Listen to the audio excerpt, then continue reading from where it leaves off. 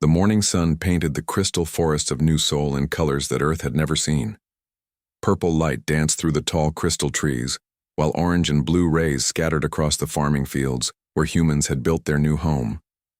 Hyunki Park stood on the balcony of the administrative building and watched his people begin another peaceful day. Farmers walked to their fields with simple tools. Children ran toward the school building with bright smiles. Engineers headed to the mining sites where they dug for rare minerals that helped keep the colony alive. New Sol had been quiet for 15 years. 50,000 humans called this place home now. They had come from Earth seeking a better life away from the crowded cities and endless wars. Here they found clean air, fertile soil, and enough space for everyone to build the life they wanted. The crystal forest provided beauty while the rich ground gave them food. The mountains held minerals that traders from other worlds wanted to buy. Life was good. Hyunki had been a soldier once. He fought in the corporate wars that tore Earth apart for decades.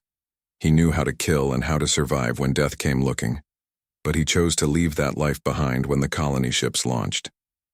He wanted to grow food instead of destroying cities. He wanted to build homes instead of burning them down. He wanted to protect children instead of creating orphans. The other colonists chose him as their leader because they trusted his experience and his peaceful heart. Ji-woo Kim walked through the farming areas checking the crops that fed the colony. The soil here grew plants faster than Earth soil ever could. The strange minerals in the ground made vegetables bigger and grains more nutritious. Her teams had learned to work with the alien plants too. Some crystal forest fruits tasted better than anything from Earth.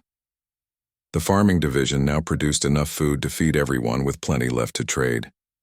Ji-woo had been a city engineer on Earth. She knew nothing about farming when she arrived. But the colony needed food and she learned quickly. The other farmers taught her about soil and seeds. She taught them about machines and planning. Together they built something that worked. Now children who had never seen Earth ate food grown in alien soil and called this place home. Bora Lee descended into the mining tunnels that ran deep under the colony. The miners had found 17 different valuable minerals in these mountains. Some were used for electronics. Others powered their generators. A few were so rare that alien traders paid huge amounts to buy small quantities. The mining kept New Sol wealthy enough to buy supplies from other worlds. Bora had learned about rocks and metals in Earth universities. But the minerals here were different. Some glowed with their own light. Others were harder than anything found on Earth.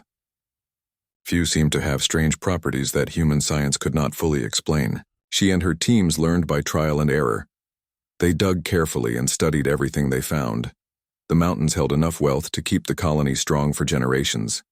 Tae-ho Choi inspected the small defense force that protected New Sol. 12 patrol ships, 40 security officers. Basic shields around the main buildings. Simple weapons that were meant to stop wild animals or settle arguments between humans. Nothing designed for real war. The colony had never needed serious defenses. The only aliens they had met were peaceful traders who came to buy minerals and sell supplies. Tae-ho had been a sergeant in Earth military. He understood that being weak invited attack. But the colonists wanted to live in peace. They built homes instead of bunkers. They made farms instead of fortresses. They trusted that their peaceful intentions would keep them safe. Tae-ho disagreed, but he followed the will of the people. He trained his small force as best he could and hoped they would never face real danger. The children of New Sol played in the crystal forests after school ended.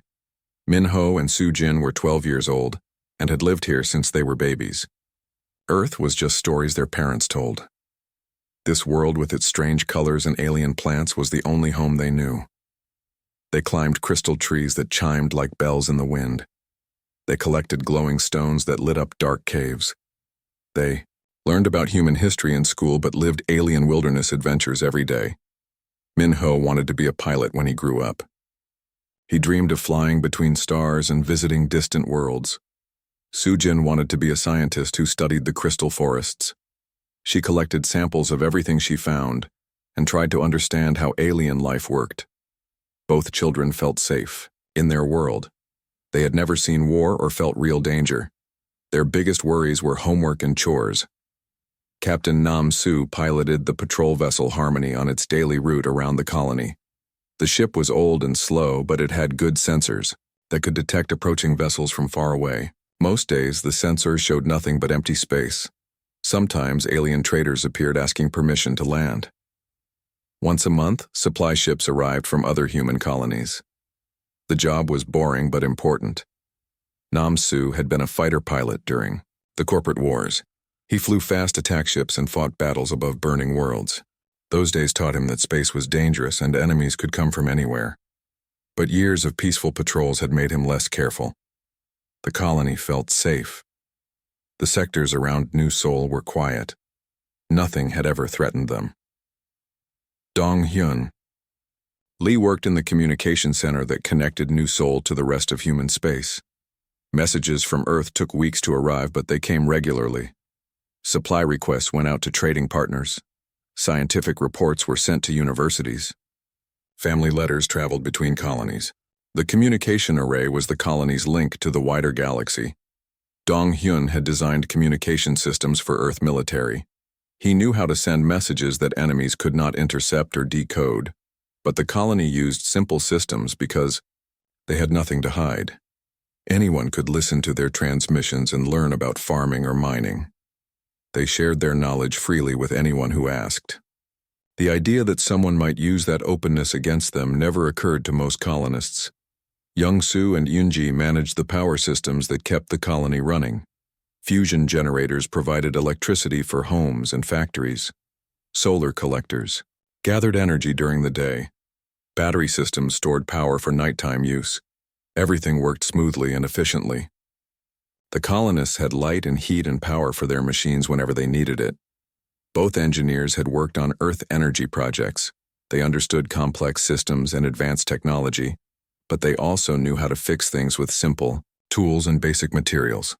The colony could not order replacement parts from Earth factories. When something broke, they had to repair it themselves or build new parts from local materials. This taught them to be creative and resourceful. The alien. Traders who visited New Seoul called the humans strange. Most species built strong defenses before expanding into new territory. They fortified their colonies and prepared for war before they planted their first crops. Humans did the opposite. They built homes and farms and schools first. They worried about feeding their children before they worried about protecting them. The aliens thought this was foolish, but they were wrong about why humans did this. Humans were not weak or stupid. They simply believed that building something beautiful was more important than preparing for destruction. They knew that defenses could fail and weapons could be overcome. But communities that cared for each other were harder to defeat. Children who grew up feeling safe and loved became adults who would fight desperately to protect that safety and love for the next generation. On this peaceful morning, no one in New Seoul knew that their quiet lives were about to end. Far across space, a great fleet of warships was moving toward their world. The aliens who commanded that fleet had decided that humans were too dangerous to leave alive. They planned to destroy New Seoul and every other human colony they could find.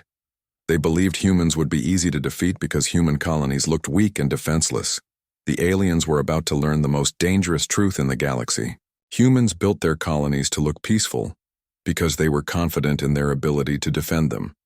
They did not need obvious weapons because they could turn anything into a weapon when threatened. They appeared weak because they had never needed to show their true strength. New Seoul was about to become the place where the galaxy learned what happened when someone threatened human children. The alarm started screaming at dawn when Captain Namsu detected the massive fleet approaching New Seoul. 200 alien warships moved through space in perfect formation, like a swarm of metal insects coming to devour everything in their path. The ships were huge and covered with weapons that could destroy cities from orbit. Namsu had never seen anything so terrifying in his years as a pilot. Namsu immediately sent emergency signals to the colony and began scanning the alien vessels for any information that might help defend against them. The ships were completely unknown to human databases. Their design was brutal and efficient with no decoration except symbols that looked like claws or fangs. These were not explorers or traders. These were pure warships built for one purpose only: Hyun-Ki Park received the emergency alert while eating breakfast with his family. His wife and daughter looked at him with confused worry as he jumped up from the table and ran toward the administrative building. His peaceful morning had become the worst nightmare any colony leader could imagine. An unknown hostile fleet was approaching, and he had almost no defenses to protect 50,000 innocent people. The command center filled with people as word spread through the colony. Ji-woo Kim came running from the farming district. Bo-ra, Lee climbed up from the mining tunnels.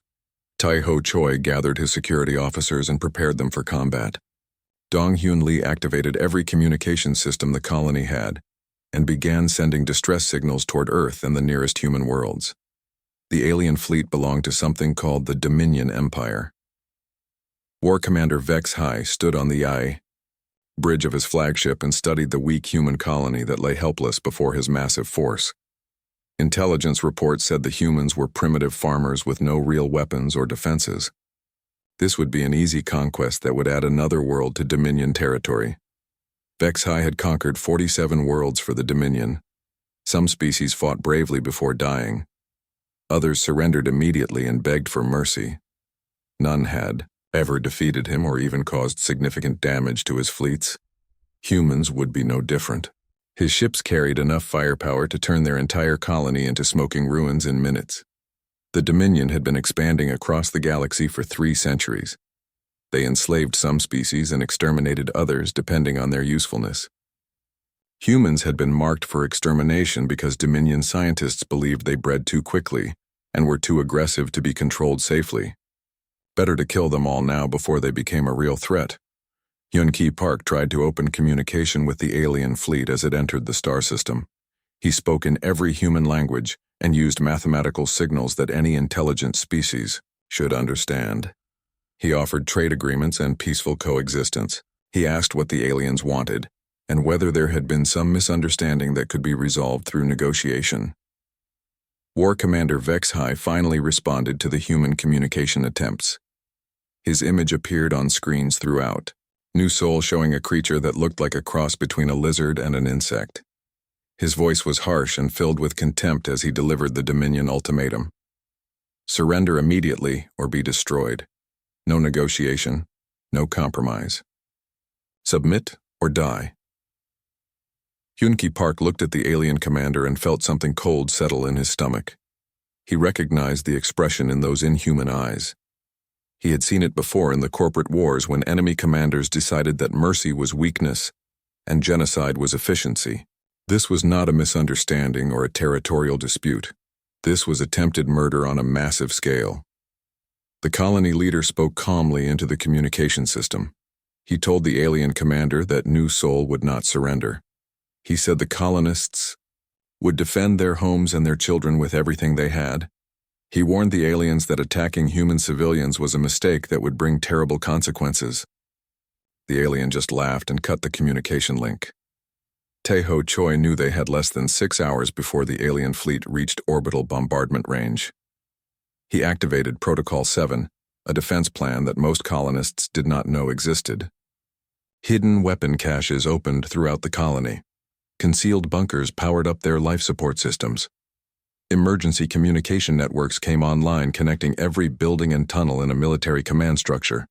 The colonists discovered that their peaceful settlement had been built by paranoid veterans who never forgot their military training. The farming equipment could be quickly converted into weapons. The mining tunnels formed a defensive network under the colony. The power systems could overload to create devastating explosions. New Soul had always been ready for war, even though it looked like a place of peace. Bora Lee gathered her mining teams and explained how their tools and explosives could become weapons against armored alien soldiers. Mining lasers that cut through solid rock could burn through alien armor. Demolition charges designed to blast mining tunnels could destroy enemy vehicles. Heavy machinery used to move ore could crush attacking infantry. Her peaceful miners became a guerrilla army in less than an hour. Young-soo and Yoon-ji worked frantically to boost the colony power systems beyond safe limits. Every generator was pushed to maximum output. Every battery was overcharged until it was ready to explode. Every solar collector was angled to gather as much energy as possible. The colony would have enough power to run weapons and defenses, but the systems might burn out completely after a few hours of combat. Ji-Woo Kim converted her agricultural drones into flying bombs loaded with fertilizer explosives. Farming robots that normally planted seeds were reprogrammed to lay landmines. Irrigation systems that watered crops were filled with flammable chemicals that could turn the entire farming district into a fire trap. Her knowledge of chemistry and biology became weapons of war. Dong-Hyun Lee managed to boost the communication array enough to send detailed messages toward Earth and the nearest human colonies. The signals would take days or weeks to reach their destinations, but they contained complete information about the attacking force and the colony defenses. If New Seoul fell, other humans would at least know what they faced. The children were gathered in the deepest bunkers where thick rock walls might protect them from orbital bombardment. Minho and Sujin helped younger kids stay calm while adults prepared to fight for their lives. The children did not fully understand what was happening, but they could feel the fear and determination of every adult around them. Captain Namsu took his patrol ship out to meet the approaching fleet in what he knew was a suicide mission. The Harmony was completely outmatched, but it could gather intelligence about enemy capabilities and maybe distract them long enough for the colony defenses to finish preparations. He transmitted everything his sensors detected back to New Seoul, until alien fighters destroyed his ship. The first Dominion bombardment began at sunset when the alien fleet reached optimal firing position. Massive energy beams struck the colony shields and overloaded them in seconds. Explosive missiles cratered the ground around major buildings. Plasma cannons melted crystal trees and turned sand into glass. The aliens expected the bombardment to break human resistance immediately. But the bombardment revealed the first mistake in Dominion intelligence. The colony shields were decoys designed to look like the main defense, while the real protective systems were hidden underground. The buildings that took direct hits were mostly empty warehouses, while the important facilities were buried deep in reinforced tunnels. The humans had learned deception from decades of warfare against superior enemies. War Commander Vex High was surprised that any humans survived the bombardment, but not worried about the few scattered life signs his sensors detected. Ground forces would hunt down the survivors and complete the extermination. He ordered his landing craft to deploy and finish the conquest of New Seoul. His soldiers were eager to claim another easy victory for the Dominion Empire. The alien landing craft descended through smoke and fire toward what looked like a broken colony ready for harvesting. Dominion soldiers prepared their weapons and planned how they would hunt down the terrified human survivors. They had done this 47 times before on 47 different worlds. They knew exactly how this would end. The first landing craft touched down in the main plaza where Hyunki Park waited with 200 colonists armed with mining equipment and improvised weapons. The aliens emerged from their craft expecting to find cowering farmers ready to beg for their lives. Instead, they found disciplined fighters who had spent 15 years preparing for this exact moment. The battle for New Seoul began when Tai-Ho Choi triggered the first mining charge and turned an alien landing craft into a ball of burning metal. The colonists opened fire with weapons that no Dominion soldier had ever faced. Modified mining lasers that could cut through starship hulls. Explosive devices made from farming chemicals. Industrial machinery converted into mobile artillery. War Commander Vex High watched his ground forces take casualties for the first time in decades and felt something he had not experienced since his early battles. These humans fought like they had nothing to lose and everything to protect. They used tactics he had never seen and weapons he could not identify. His easy conquest had become a real war. 3 days into the battle, War Commander Vex High realized the humans were not fighting like any species he had ever encountered. Normal creatures became desperate when facing superior force. They made mistakes born from fear and died quickly from poor decisions. But these humans became more organized and more deadly with each passing hour. They learned from every failed alien attack and adapted their defenses accordingly. Tae-Ho Choi moved through the underground tunnel system coordinating resistance, cells that struck alien positions and vanished before reinforcements could arrive. His security officers had become squad leaders commanding groups of farmers and miners who fought with the discipline of trained soldiers. The colonists knew every building and every tunnel. while the aliens stumbled through unfamiliar territory, taking casualties from hidden traps. Bo-Ra Lee had turned the mining complex into a fortress that swallowed entire companies of Dominion soldiers. Her miners used their knowledge of underground spaces to create killing zones where alien troops entered easily, but could not escape. Explosive charges brought down tunnel ceilings on advancing enemies. Modified mining equipment crushed alien vehicles that tried to penetrate the complex. The Crystal Forest became a nightmare for Dominion ground forces. Jiwoo Kim used her understanding of alien plant life to create natural weapons that the enemy could not detect or counter. Some crystal trees were rigged to fall across paths used by alien patrols. Others were turned into explosive traps that detonated when touched. The beautiful landscape that had welcomed human children became a death trap for their enemies. Young-Soo and Yoon-Ji kept the colony power systems running despite constant bombardment from orbit. They rerouted energy through backup networks when main systems failed. They jury-rigged repairs using salvaged alien equipment. They managed to keep weapons and communication systems operational, even as their generators burned out one by one from the massive power demands. Minho and Sujin were no longer just children hiding in bunkers. They became part of the intelligence network that tracked alien movements throughout the colony. Their knowledge of crystal forest paths and mining tunnel connections helped adult fighters plan ambushes and escape routes. The 12-year-olds drew maps and carried messages through areas too dangerous for adults to traverse.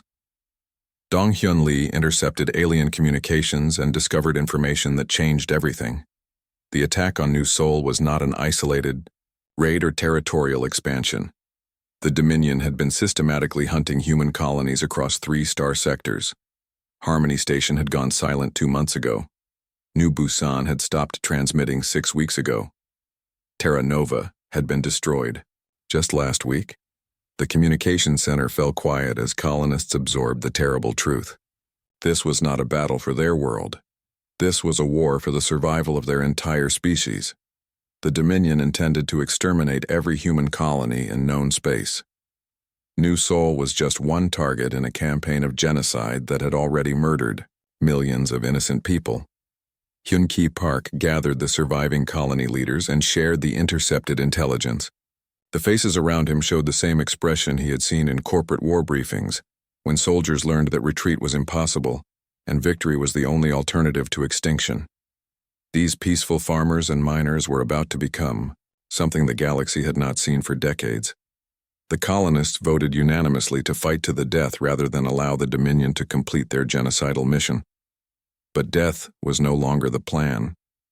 Dong-Hyun Lee had managed to boost their communication array enough to broadcast the intercepted alien intelligence toward Earth and every human world in range. If they were going to die, they would make sure other humans knew what was coming. The Yao. Emergency transmission reached Earth after traveling for 18 hours at faster-than-light speed. The message arrived at Defense Command headquarters, where Admiral Haewon was reviewing routine patrol reports. The transmission contained complete tactical data about Dominion fleet capabilities, strategic analysis of their genocidal campaign, and desperate pleas for immediate military intervention. Admiral Haewon had fought in the corporate wars alongside officers like Hyun-Ki Park. She understood exactly what the colonists faced and what their resistance meant for human survival. If New Seoul fell without inflicting serious damage on the Dominion fleet, other colonies would be easy targets for similar attacks. But if the colonists could prove that humans were dangerous opponents, it might deter further aggression. Task: Force Retribution launched from Earth within 6 hours of receiving the New Seoul transmission. 12 of humanity's most advanced warships accelerated toward the colony at maximum speed, with orders to destroy the Dominion fleet completely. The ships carried weapons developed during the corporate wars, and crews trained for the kind of brutal space combat that had made humans feared throughout their local sector. Back on New Seoul, the battle had reached a stalemate that frustrated War Commander Vexhai beyond measure. His forces controlled the orbital space around the planet but could not secure the surface installations. Every building had to be cleared room by room. Every tunnel had to be swept for hidden explosives. Every piece of ground had to be taken, from defenders who never seemed to run out of weapons or determination. Dominion casualties mounted steadily as the humans demonstrated a tactical flexibility that defied military logic. Farmers used agricultural knowledge to create biological weapons that poisoned alien water supplies. Miners collapsed buildings onto enemy positions with precision timing. Engineers turned colony infrastructure into weapons that could be activated remotely when aliens tried to occupy strategic positions. The alien soldiers began showing signs of psychological stress that their commanders had never seen before. Dominion. Doctrine assumed that overwhelming force would break enemy morale quickly, but these humans seemed to draw strength from their losses rather than being weakened by them. Every dead colonist made the survivors fight harder rather than surrender faster. Captain Namsu had sacrificed his patrol ship to gather intelligence about Dominion fleet composition and tactical doctrine. His final transmission included detailed sensor readings that revealed weaknesses in alien ship design and communication protocols. The colonists used this information to disrupt enemy coordination and target vulnerable systems during ground battles. War Commander Vex High requested reinforcements for the first time in his military career.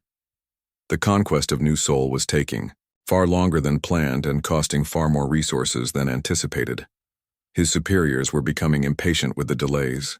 Other Dominion fleets were completing their assigned exterminations on schedule, while he remained bogged down fighting primitive farmers. The reinforcement request revealed another crucial piece of intelligence to Donghyun Lee's communication: intercept teams. The Dominion was conducting simultaneous attacks on at least 12 human colonies. The aliens had committed massive resources to their genocidal campaign and could not afford prolonged resistance at any single target. Time was working against them. Ji-woo Kim coordinated with surviving colonists to sabotage alien supply lines that connected the orbital fleet to ground forces. Agricultural drones loaded with explosives attacked alien cargo shuttles. Modified farm equipment ambushed supply convoys moving between landing sites. The Dominion found themselves fighting a war of logistics that their doctrine had never anticipated. The crystal forests became a symbol of human resistance as the colonists used their beauty and strangeness to psychological advantage. Alien soldiers reported disturbing visions and unexplained equipment failures when operating near certain crystal formations. The humans encouraged these fears by spreading stories about the forests protecting those who belonged on this world, while rejecting invaders. Bo-Ra Lee discovered that some alien equipment could be reverse-engineered and combined with human technology to create hybrid weapons that neither side had prepared to counter.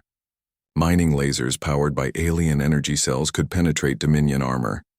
Human explosives triggered by alien sensors could be hidden in places that enemy sweeps would miss. The children of New Sol became active participants in the resistance effort rather than passive victims waiting for rescue. Minho and Sujin led teams of younger colonists who gathered intelligence, carried supplies, and maintained communication networks in areas too dangerous for adults. They moved through crystal forests and mining tunnels with ease while alien patrols stumbled through unfamiliar terrain. Taeho Choi coordinated increasingly sophisticated attacks against Dominion positions as the human defenders learned to work together with military precision. Farmers provided covering fire while miners planted demolition charges. Engineers activated traps at exactly the right moment to maximize enemy casualties. The colonists had become an army without formal training, but with perfect knowledge of their battlefield. The Dominion began suffering equipment failures and communication breakdowns that their technical specialists could not explain. Human engineers were secretly sabotaging alien systems using techniques learned during decades of maintaining colony infrastructure. Every repair created new vulnerabilities. Every replacement part contained hidden flaws that would cause failures at critical moments. Task Force Retribution dropped out of faster-than-light travel at the edge of the New Sol star system, where Admiral Haewon immediately assessed the tactical situation. The Dominion fleet was locked in orbital bombardment positions around the Ao planet while ground forces remained trapped in costly urban warfare. The human colony was still transmitting coordination signals, which meant organized resistance continued after 6 days of siege. Admiral Haewon had studied the intelligence reports during the journey from Earth. The colonists had provided detailed analysis of Dominion fleet composition, weapon capabilities, and tactical doctrine. More importantly, they had demonstrated that alien forces could be defeated by inferior technology, when combined with superior strategy and desperate determination. The rescue fleet would build on lessons learned with colonist blood. Commander In-Su led the 1st Marine Regiment in preparation for immediate planetary assault, while Admiral Hei-Wan positioned the fleet for maximum tactical advantage. The human warships were outnumbered 15-1, but they carried weapons and crew trained specifically for this type of engagement. Earth had learned from the corporate wars that technological parity was less important than tactical flexibility and strategic surprise.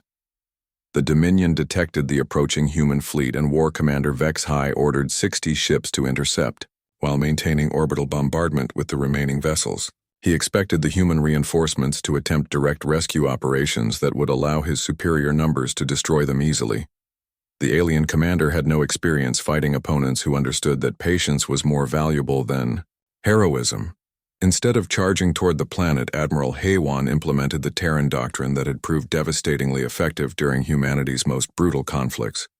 The human fleet scattered into small groups that attacked Dominion supply lines and communication networks rather than engaging the main battle fleet. Each strike was precisely calculated to cause maximum disruption with minimum risk.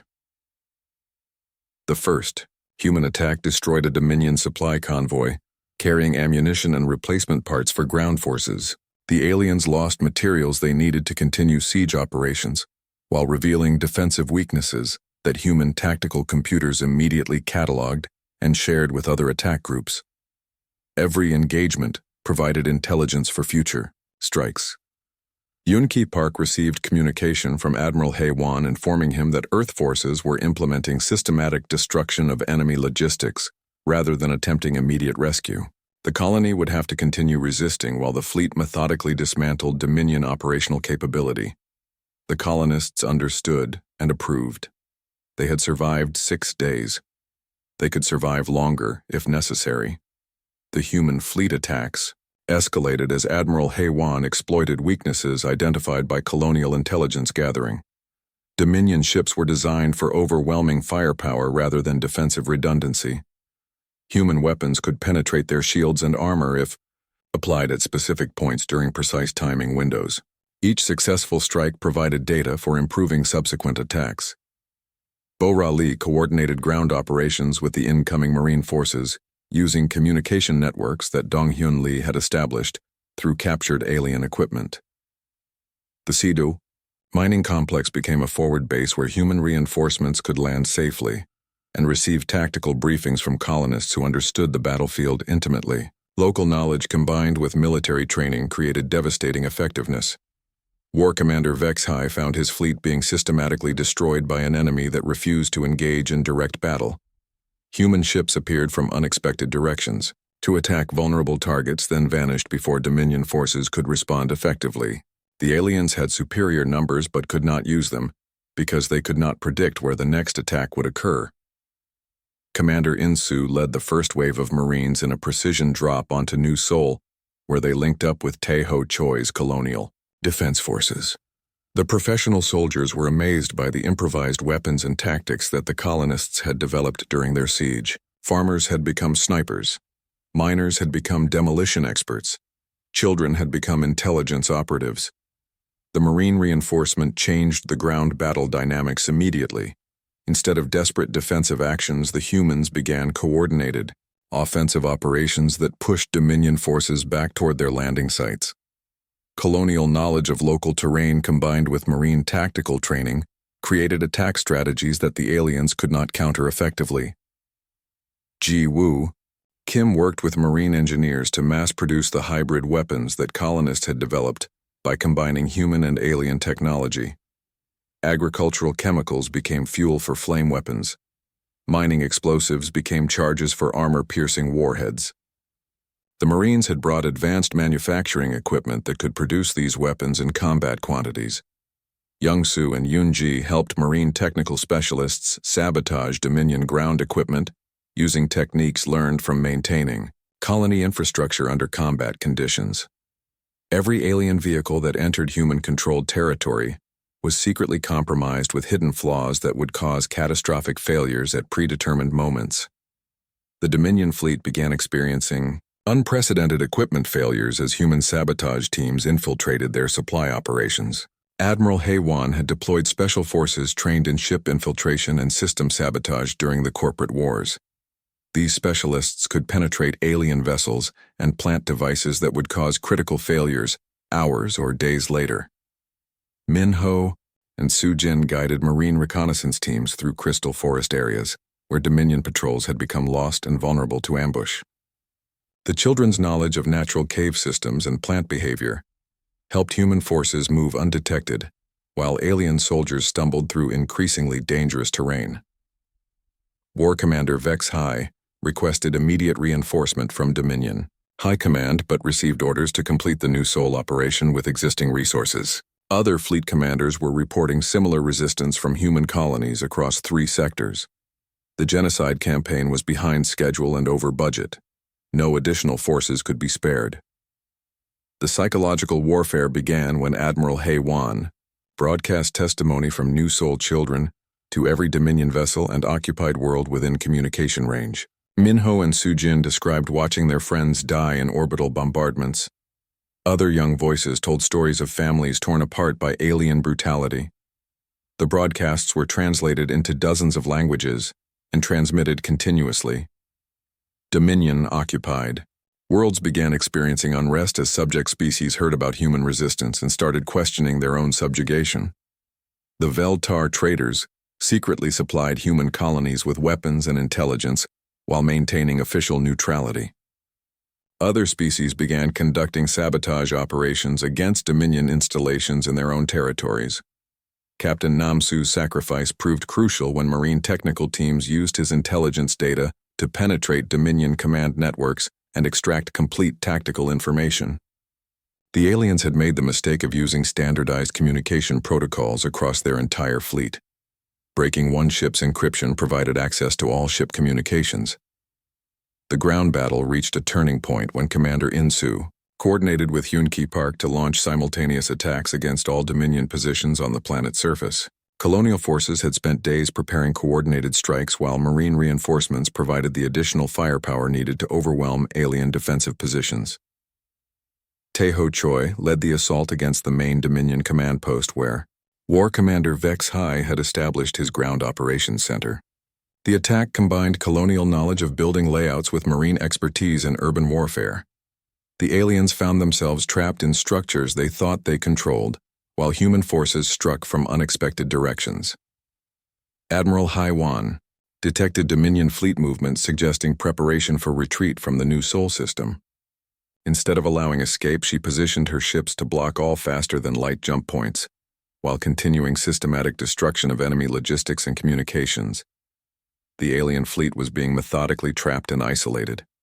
The Crystal Forest became the site of the largest ground battle as Dominion forces attempted to break through human lines and reach their remaining shuttles. Jiwoo Kim had prepared the entire area as one massive ambush zone, where every tree and stone had been weaponized against the retreating aliens.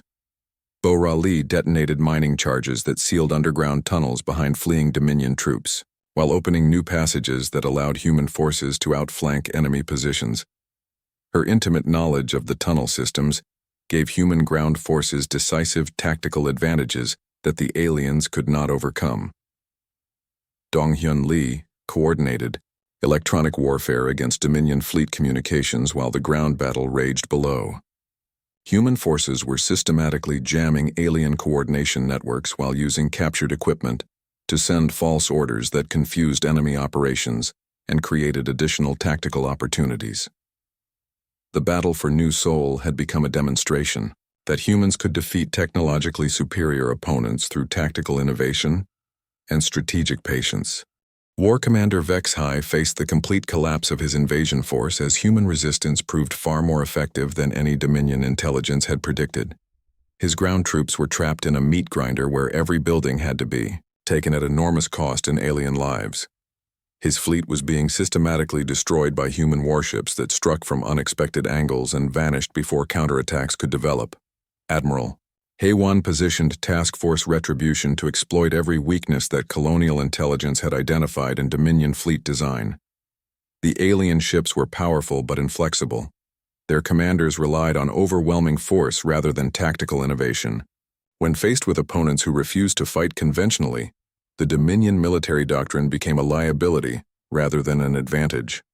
The final ground assault began when Commander In-Su coordinated with Hyun-Ki Park to launch simultaneous attacks against all remaining Dominion positions on the planet's surface. Colonial forces had spent 8 days learning alien tactical patterns, while Marine reinforcements provided the professional military coordination needed to turn defensive resistance into offensive annihilation. Tae Ho Choi led the assault against the main Dominion command bunker where War Commander Vexhai had established his operational headquarters.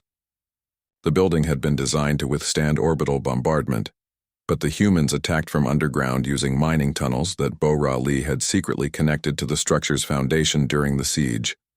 The alien commander found himself trapped in a bunker that had become his tomb, rather than his fortress.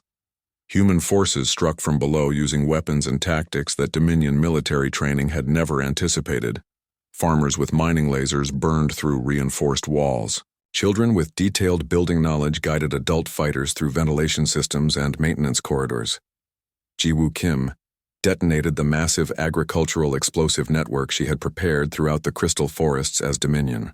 Forces attempted to retreat toward their landing sites. The beautiful alien landscape became a killing field, where every tree and stone had been weaponized against the invaders. Retreating alien soldiers died in explosions that turned crystal formations into deadly shrapnel. Young-Soo and Eun-ji overloaded every power system in areas controlled by Dominion forces. The explosions destroyed alien equipment while creating electromagnetic pulses that disabled their communication networks. The retreating aliens found themselves blind and isolated in hostile territory, where every shadow might hide human fighters. Min-ho and Soo-jin coordinated the intelligence network that tracked fleeing alien soldiers and directed human pursuit, teams to intercept them before they could reach evacuation points. The children who had hidden in bunkers during the first days of siege became active participants in hunting down the invaders who had threatened their families. War Commander Vexhai made his final mistake when he ordered orbital bombardment of New Seoul rather than accept defeat. The alien commander decided to destroy the human colony completely, rather than allow word of Dominion failure to spread throughout the galaxy. If he could not conquer the humans, he would at least eliminate the evidence of their resistance. Admiral Hae-won had anticipated this desperate tactic and positioned her fleet to intercept Dominion bombardment attempts. Captain Namsu's intelligence data had revealed the alien fleet's weapon systems and firing patterns. The human ships knew exactly where to strike to disable enemy weapons before they could target the colony. The space battle above New Seoul became a demonstration of tactical precision versus brute force as human warships systematically dismantled the Dominion fleet. Each alien vessel was disabled rather than destroyed to preserve their crews for intelligence gathering. Admiral Hae-won needed prisoners who could provide information about other Dominion operations. Dong-hyun Lee used captured alien communication equipment to broadcast surrender terms to the remaining Dominion forces. The humans offered survival in exchange for complete intelligence about the genocide campaign against human colonies. Many alien soldiers accepted, rather than die for commanders who had led them into an impossible battle. The surrender of Dominion. Ground forces marked the first time in their military history that alien troops had capitulated to an enemy they had been ordered to exterminate. The psychological impact spread throughout the galaxy as news of human victory reached every species that had been conquered or threatened by Dominion expansion. War Commander Vexhai died in his command bunker rather than face capture by the humans he had underestimated so completely. The alien commander activated a suicide device that destroyed the building and eliminated evidence of Dominion tactical doctrine, but his death could not erase the intelligence that human forces had already gathered. The battle for New Seoul ended after 9 days of siege with complete human victory and catastrophic Dominion defeat. Every alien warship had been destroyed or captured. Every ground force had been eliminated or surrendered. The invasion that was supposed to demonstrate human weakness had proved exactly the opposite. Admiral Hae-won coordinated with Hyun-Ki Park to establish New Seoul as a regional military headquarters for human expansion, into sectors that had been controlled by the Dominion Empire. The colony that had been targeted for destruction became the center of liberation operations that would free dozens of enslaved worlds. The captured Dominion soldiers provided intelligence about ongoing genocide operations against human colonies throughout 3 star sectors. Task Force Retribution split into smaller fleets that raced toward threatened worlds with tactical knowledge and weapon systems captured from their enemies. The hunters had become the hunted. Commander In Su remained on New Sol with a permanent Marine garrison, while most colonial defense forces were expanded into a proper military organization. Taeho Choi became the commanding officer of the New Sol Defense Corps, with responsibility for training colonial militias on other human worlds. Bo-Ra Lee supervised the conversion of mining operations into weapons manufacturing facilities that produced hybrid human-alien technology for liberation fleets throughout the sector. Her knowledge of Dominion equipment combined with human engineering innovation created weapons that no alien military had ever faced. Ji-Woo Kim established agricultural programs on worlds liberated from Dominion control, while Young-Soo and Yoon-ji helped rebuild infrastructure destroyed during alien occupation. The colonists who had defended their homes became the foundation for human expansion into territory that their enemies had controlled for centuries. Dong-Hyun Lee coordinated communication networks that connected liberated worlds and allowed rapid intelligence sharing between human colonies. The information systems that had saved New Sol became the foundation for coordinated defense against future alien aggression. The children who had survived the siege became symbols of human resilience throughout the galaxy. Min-ho and Soo-jin attended the Colonial Academy that was established on New Sol to train young people from liberated worlds. Their experiences during the battle became required study for students learning about defensive warfare. The Dominion Empire began fragmenting as enslaved species rebelled against their alien overlords using tactics and weapons provided by human liberation fleets. The psychological impact of New Sol spread faster than military operations as subject peoples realized that resistance was possible and successful. The galaxy learned that attacking human colonies was not just a military mistake, but a strategic catastrophe that would bring devastating retaliation. Species that had considered humans weak and isolated discovered that threatening human children awakened something ancient and terrible in human nature. Admiral Hae-won established the Human Liberation Command with headquarters on New Sol and operational authority throughout the outer sectors where Dominion influence had been strongest. The rescue mission had become a conquest that freed entire star systems from alien domination. The Veltar traders who had secretly supported human resistance during the siege became open allies in the liberation campaign. Their merchant networks provided intelligence and supplies, while their diplomatic contacts helped coordinate resistance movements on Dominion-occupied worlds. Hyun-Ki Park was promoted to sector administrator, with responsibility for governing liberated territories and establishing human colonies in strategic locations. The peaceful farmer who had led desperate resistance became one of the most powerful human officials in known space. 6 months after the siege ended, New Sol hosted the signing of the Liberation Treaty that formally established human protection for any species seeking freedom from Dominion control. Representatives from 12 different worlds attended the ceremony in the Crystal Forests, where alien invaders had died. The colony that had been marked for destruction became the capital of a new age in galactic politics, where humans emerged from their frontier settlements to become protectors of freedom throughout known space. The Dominion had intended to eliminate humanity before they could become dangerous. Instead, they had created the very threat they feared. The final irony was discovered in captured Dominion archives that revealed the aliens had attacked human colonies because their scientists predicted humans would eventually dominate the galaxy through superior